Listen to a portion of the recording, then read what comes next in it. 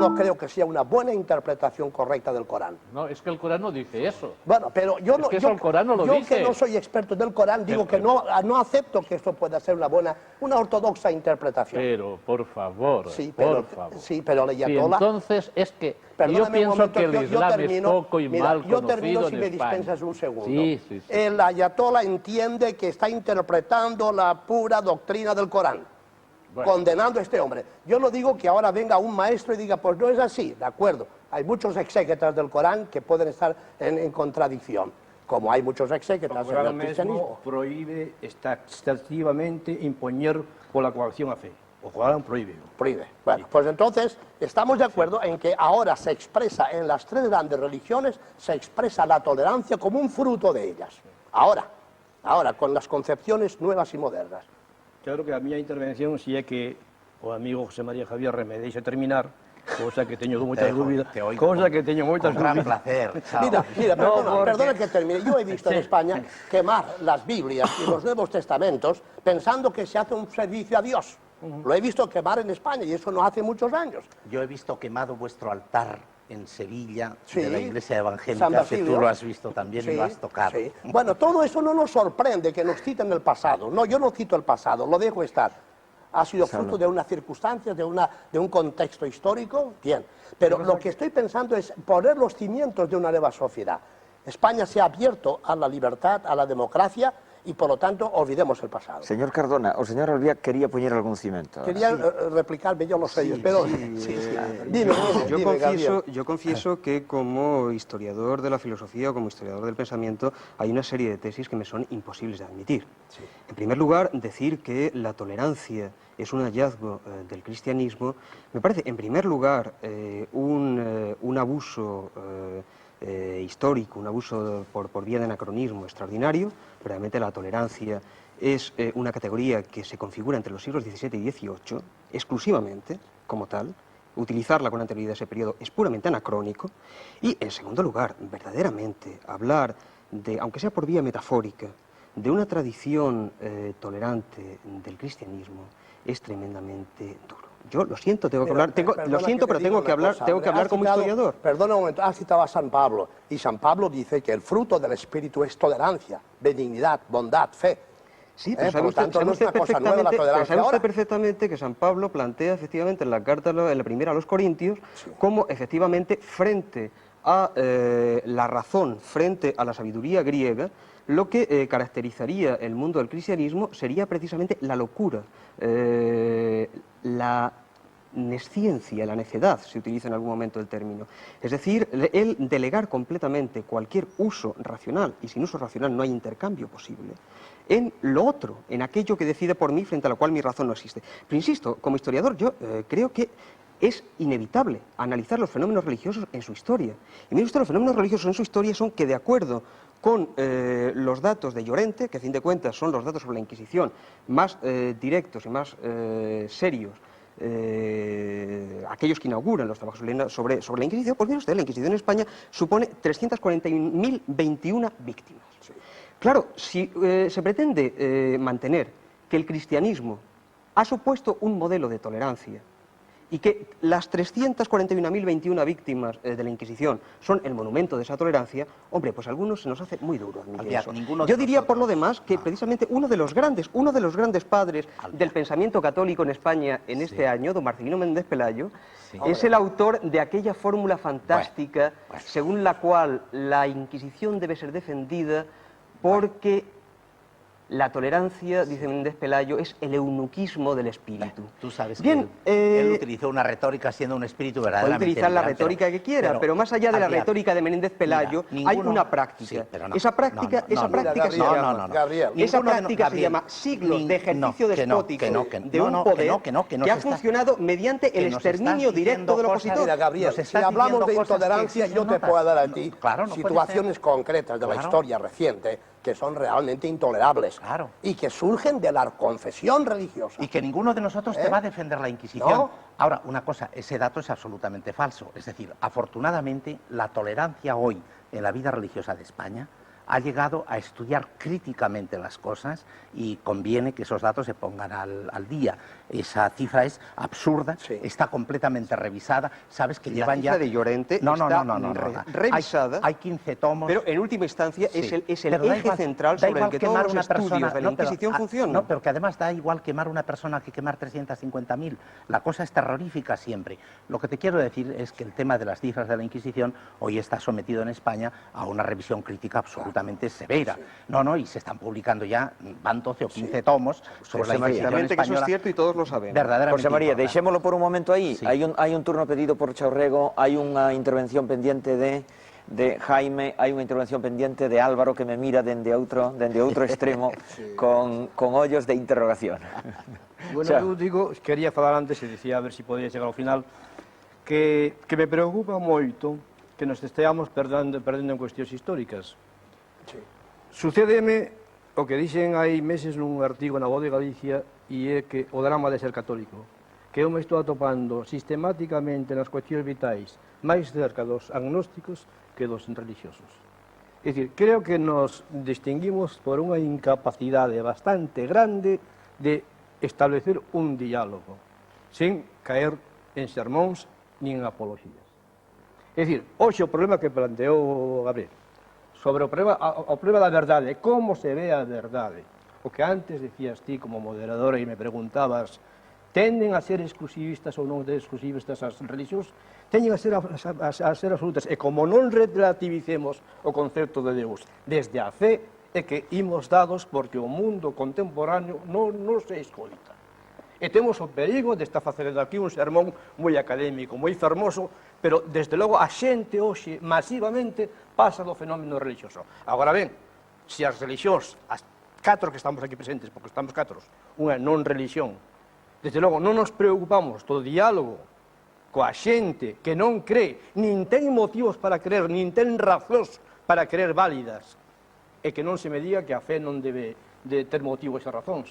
Desde logo, entonces, eu creo que fundamentalmente o vicio consiste en que as religións que aquí estamos representando, algúns moi humildemente, porque non é certo que non padezamos as consecuencias da intolerancia romana, eu estou nas padecendo no meu propio corpo. Eu non son seglar, como ti dixeches. A mí non se me tolerou que aceptase o matrimonio.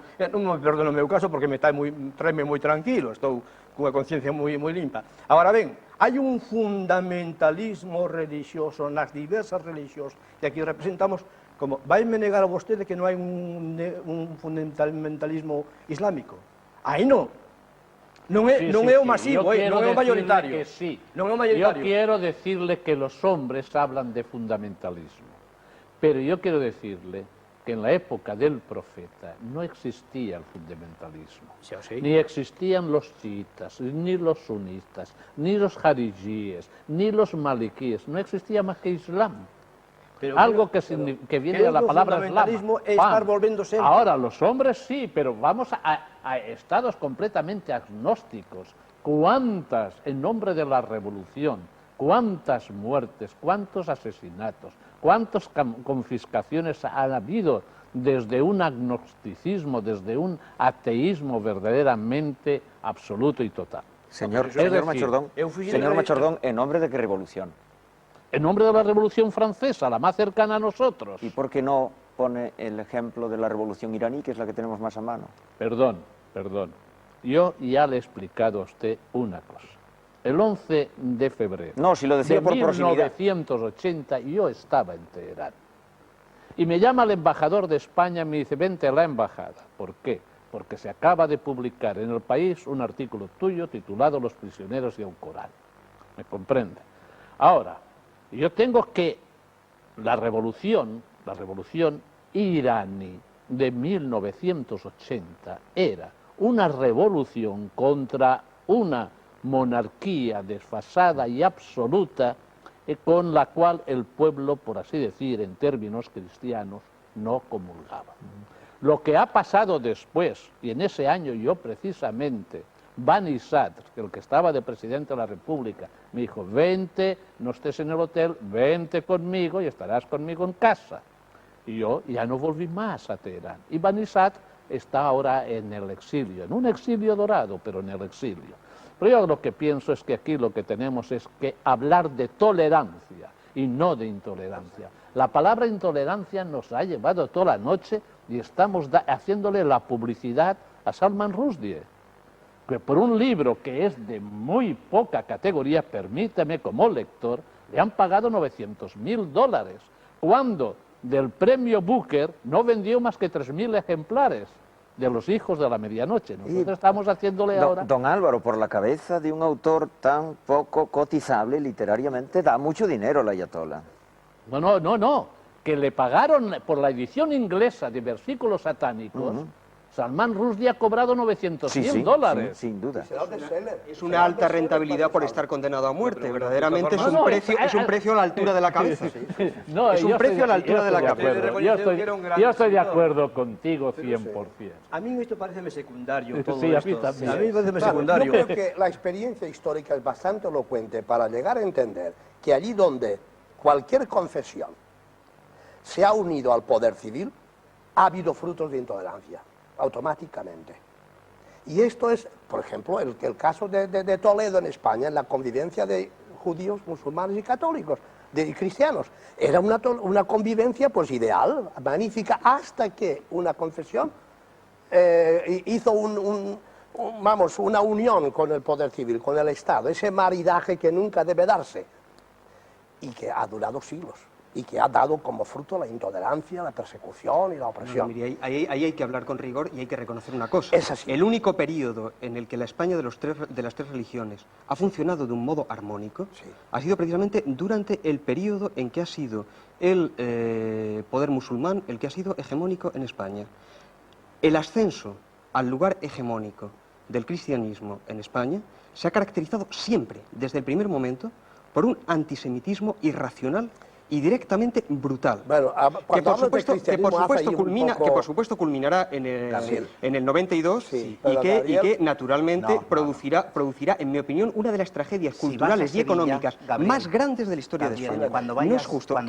Quisiera decirlo porque efectivamente hay algo en lo que sí me gustaría coincidir con usted. Hay una gran tradición abierta, libre de la tradición islámica, como la hay por razones muy diferenciadas en el caso de la religión judía, por una razón muy característica. El judaísmo de los tres monoteísmos, que yo sepa, es el único que jamás ha planteado el problema del proselitismo.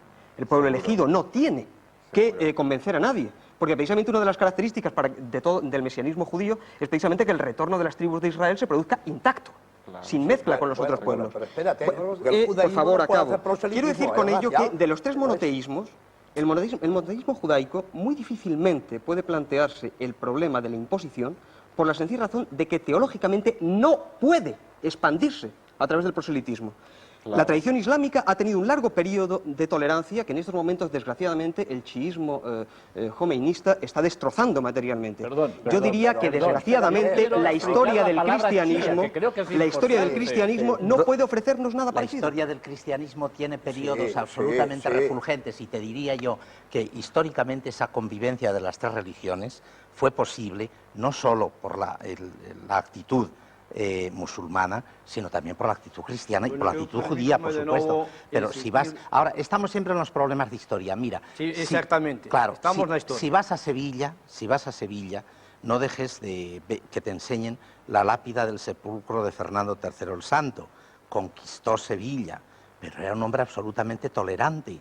Y en su lápida está el reconocimiento de las tres... No te asombres, está el reconocimiento histórico de las tres religiones. No me asombro. Estaba recordando el prólogo del libro del padre Rivadeneira, que es uno de los grandes clásicos del antimaquiavelismo a finales del XVI, y en el que se recomienda al rey de España precisamente que haga como Fernando III el Santo y encienda con su propia mano las hogueras que quemen a los herejes. Es que no fue Fernando III. Fernando III no encendió... Oye, Fernando III no encendió ninguna hoguera, porque la primera hoguera de la Inquisición se enciende en Sevilla en la época de Isabel la Católica. Y fueron las manos blancas de doña Isabel. ¿Sabe usted perfectamente que los antimaquiavelianos jesuitas del XVI remiten precisamente a Fernando III el Santo como el punto de origen precisamente de aquello que llevaría directamente a la Inquisición? Vamos a ver. Esas hogueras se encendieron y también quemaron cristianos. Claro. Hay que entender que fue una interpretación cristiana distinta. Cierto, Por ejemplo, cierto, los cierto, protestantes cierto. españoles no es que eran anticatólicos ni han sido Eran nunca cristianos, anticatólicos, eran cristianos con una visión distinta de la fe cristiana. Pero ellos sufrieron esa intolerancia. Cardona. Entonces no se puede decir el cristianismo intolerante. Señor Cardona, permítame ser tolerante con dos Con telespectadores. todos nosotros. Parece que é máis fácil, certamente, falar, antes de que fale Chao, é máis fácil falar da intolerancia que da tolerancia. Eu quixera tolerar polo menos 2 chamadas a esta hora da noite. Faltan 18 minutos para as 11. Moi boas noites. Boas noites. Dígame. Bon, habría algo para todos, pero voume quedar nada máis co señor Marchardón. Agradezo yo infinito. Que me diga este señor por que a súa religión obliga a muller a ser únicamente un absoluto objeto de placer do home. Xa que cando son nenas, descortan o clítoris para que non teñan placer. E iso é todo. Señor Machordón, este telespectador pregunta por qué el Islam, o si el Islam, obliga a la mujer o condena a la mujer a ser un estricto objeto de placer del varón. Bueno, yo quiero decirle como historiador del Islam, que en la época preislámica, a la mujer que nacía, por ejemplo, con algún defecto físico, se la metía en una fosa y se la eliminaba. Yo creo que una de las cosas más hermosas que ha hecho el Islam, y por eso yo soy musulmán, es una revolución de tradiciones y de costumbres. Muchas veces yo he dado conferencias de esto y siempre me ponen la imagen del morito que va con el burro sentado y la morita que va detrás a pie. Quiero decir que Marruecos representa el 1,6 del Islam. Por ejemplo, yo vengo ahora de Indonesia y quiero decirle que en el Parlamento indonesio hay 3 mujeres ministras. En España por ahora no tenemos más que una. Las comparaciones todas son 2. Bueno, las comparaciones todas son odiosas. Yo quiero decir que yo he estado con mujeres muy liberadas y en Egipto, en la Universidad de Al-Azhar, y se ha discutido mucho este tema. Es obvio que los hombres tienen una conducta y que las normas y las tradiciones imponen otras. No vamos a poner ejemplos del hombre que tiene con la mujer una mala conducta. Yo personalmente soy un gran enamorado de la mujer, soy un feminista por excelencia y quiero decir que no he visto casos, en todos mis últimos viajes estoy continuamente viajando, en los cuales la mujer esté en un segundo plano. Tiene libertad para estudiar, tiene libertad para hacer de su patrimonio personal lo que quiera. Es decir, que la mujer islámica, su patrimonio puede venderlo cuando le dé la gana y el marido es el que tiene que aportar todo el dinero. ¿Por qué? Esto es una compensación porque en el testamento que se hace el varón tiene 2 partes de la herencia y la mujer una, pero el varón tiene que mantener a la hermana o a la esposa durante la vida y la mujer no está obligada a contribuir con un solo óvulo. Yo he estado con los tuaregs, esa gente que parece que sea tan salvaje. Nunca he visto un equilibrio más simpático, humano y fraterno entre los conceptos de trabajo y de administración que desarrollan el hombre y la mujer en pleno desierto. Es decir, que yo pienso que hay mucha literatura ahí, mucha leyenda, y que la mujer en el Islam no es de ninguna manera una mujer objeto. Puede haber singularidades, puede haber casos, pero en general no. Habría una cuestión que, Sí. como pregunta, si quisiera saber, sí. ¿cuál es el tratamiento en la actualidad del adulterio dentro del Islam? Del adulterio femenino. Yo quiero decirle una cosa. Tendríamos que pasar, por ejemplo, de poligamía, monogamía, el adulterio... Femenino. ¿Eh? El adulterio femenino, digo. El adulterio femenino en el Islam no conozco más que un caso. Perdón, desde hace 1360 años que no se ha condenado a muerte a ningún apóstata en el mundo islámico. Eso es una cifra y una fecha importante.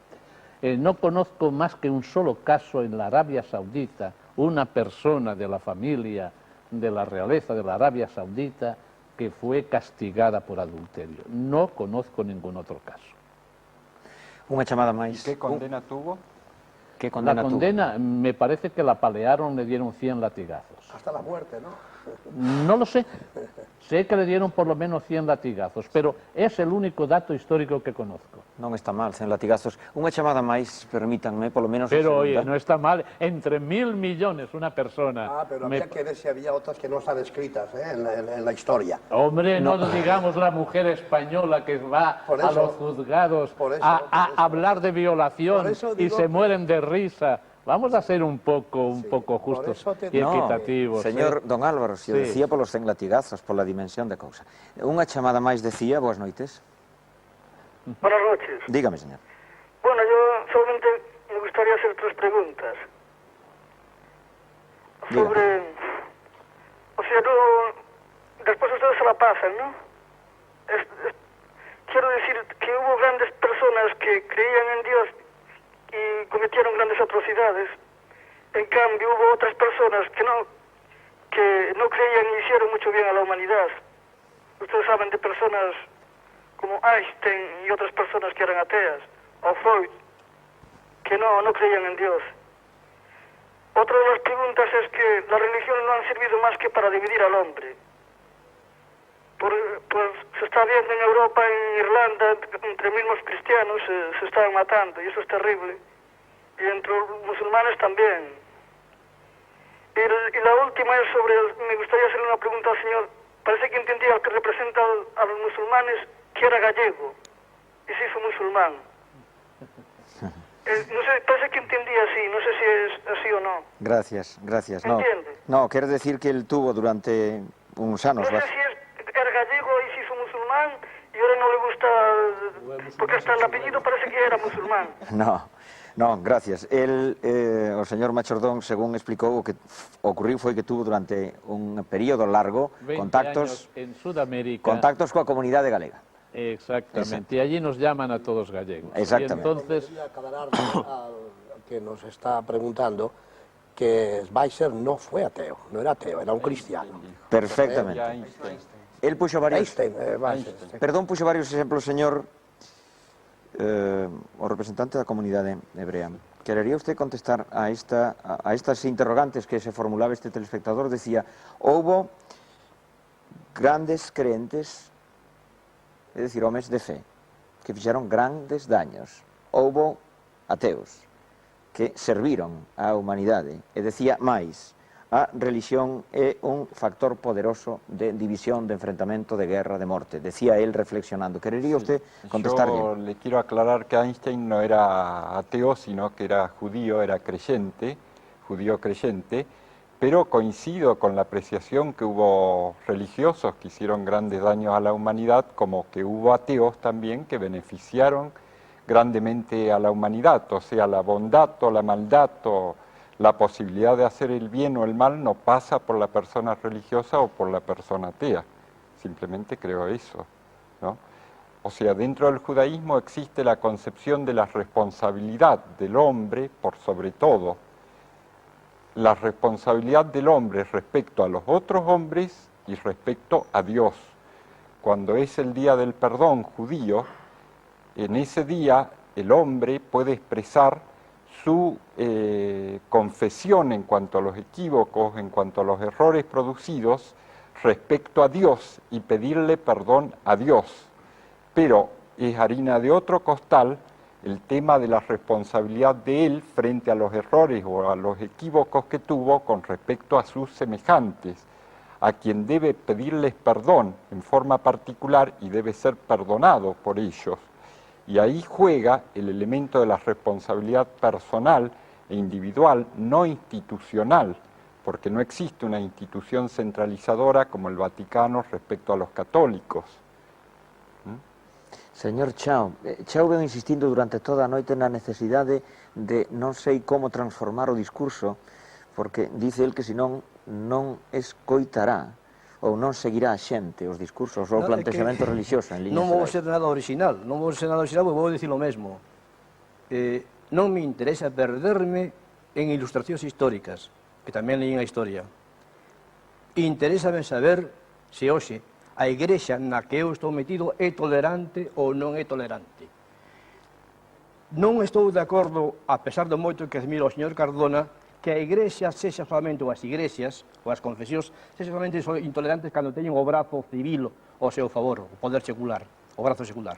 Non, é que en sí o poder religioso, para min é moito máis perigoso, aínda que o poder civil, polas connotacións que decía Gabriel Albiac de absolutismo que leva consigo. De tal maneira que se non se relativiza moito, e no cristianismo fai na figura de Xesús de Nazaret, non se relativiza moito, pero claro, Xesús de Nazaret foi condenado por blasfemo, nun proceso tremendamente legal, e feito levado a cabo por xudeus realmente honorables, como eran os fariseos, e os saduceos menos honorables para min, pero tamén. Agora, solamente me faltaba escoitar dicir, por exemplo, que na Igrexa Católica hai igualdade de oportunidades para homens e para mulleres. Abro os ollos con gran asombro e con respeto cando ollo que no Islam a muller ten un posto significado que eu descoñecía ata agora. Pero, agora, vamos, sería agora a ocasión de oír, non, é que na Igrexa Católica a muller pode ser o que é o home na Igrexa Católica. Cando vemos que os anglicanos deron un paso normal, ben, tamén me asombraría escoitar que hai liberdade de investigación na Igrexa Católica para investigar as cuestións religiosas con fundamento, non por tolos, sino por bloques en montóns de católicos, que non lles pasa nada. Pide a palabra ao señor Javierre. Non, xa, pero eu dicía antes que o señor Javier que me deixase terminar, e agora que el faga, bueno, non sei como decirlo, que faga a súa apologética, non? non? Pero deixoulle acabar agora. Sí, non, xa acabo. Que sí que lle deixou. Señor Javier, gracias logo, Chao, ¿por qué apologética? Yo doy un punto de vista que honradamente considero legítimo y al cual yo procuro, en mi conciencia religiosa como la tuya, responder en la práctica. No es ninguna apologética, es un punto de vista que yo considero para mí razonable. Respeto el tuyo como razonable, pero desearía que tú comprendas también el mío. No es apologético, es una simple exposición. Yo, en el tema de la Iglesia Católica, y tú sabes de sobra cuántas cosas, no solo tú, sino yo mismo, reformaríamos en nuestra vida religiosa, desde el punto de vista de la tolerancia, creo que hay que considerar dos campos completamente distintos. Uno, la Iglesia Católica como hecho religioso en el conjunto de la humanidad, conviviendo con las demás religiones y en un clima secularizado y democrático. Ahí la tolerancia tiene que ser absoluta. A mí me gustaría también que en el segundo aspecto, que en la vida interna de esa iglesia ejerciéramos una tolerancia total. Pero comprendo, yo estoy en la Iglesia Católica en el uso de mi libertad y si no me gustara el grupo, me iría, porque todo grupo humano acepta unas condiciones de convivencia y entonces, mientras yo pertenezca a ese grupo, me gustarán más, me gustarán menos, trabajaré todo lo posible por reformarlas. No me plantea un problema de tolerancia en la marcha del mundo o en el conjunto de la humanidad. Discuto en la vida interna de la Iglesia, pero los problemas que a ti, a mí, a cualquier creyente nos puedan afectar dentro de nuestra comunidad creyente, pertenecen a nuestro ámbito. Hombre, deseamos que haya una tolerancia interna, que se avance en esa tolerancia interna, desde luego, pero en el uso de mi libertad yo puedo borrarme de ese grupo o puedo discutirlo o puedo... Sin embargo, lo que yo entiendo que hoy, de cara al mundo, a la convivencia democrática, la Iglesia Católica y la Iglesia Evangélica y el Islam y el judaísmo tienen que aceptar también el agnosticismo, tienen que aceptar una convivencia democrática total y por tanto con una tolerancia absoluta, sin ninguna limitación. Bueno, para mí a Iglesia Católica desde logo non é un clube no que eu este apuntado. Vivo nela apaixonadamente. Un momentinho. Sí, pongo unha imagen. Por lo tanto, non podo ser indiferente ante a imaxe que dá no mundo. Non son cuestións internas. Cando desde Roma se conecta perfectamente ben con Norteamérica e perfectamente mal con Nicaragua, a min iso non me pode ser indiferente. Porque eu non creo que sexa un clube. Creo que hai máis na Iglesia, ese espírito, esa profecía, que a que me fai a min vibrar, que non desapuntábame, evidentemente. Se a Iglesia fose solamente o clube que está na Plaza de San Pedro, eu desapuntábame. Afortunadamente é moito máis que eso. Te he puesto e tamén la imagen. a fraternidade claro.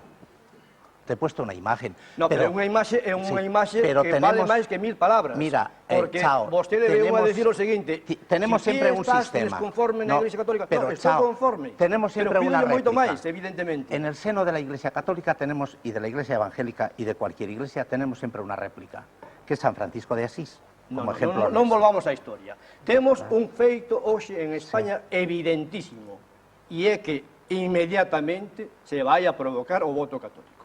Eso parece que está visto. Como o voto católico estáse provocando. Cando desde Roma se fala sobre cuestións morais de maneira tan aplastante. Pero, chao, ¿quién lo provoca? José María Xavierri, desde Roma estáse falando sobre cuestións morais controvertidas cun dogmatismo que está excluindo da Igrexa a moita xente, da Igrexa real, da comunión real da Igrexa. A moita xente que me digan que iso é tolerancia, bueno, que eu non estou de gusto dentro da Igrexa. Se non estivese de gusto dentro da Igrexa Católica, non estaba, sencillamente. E non estaba loitando.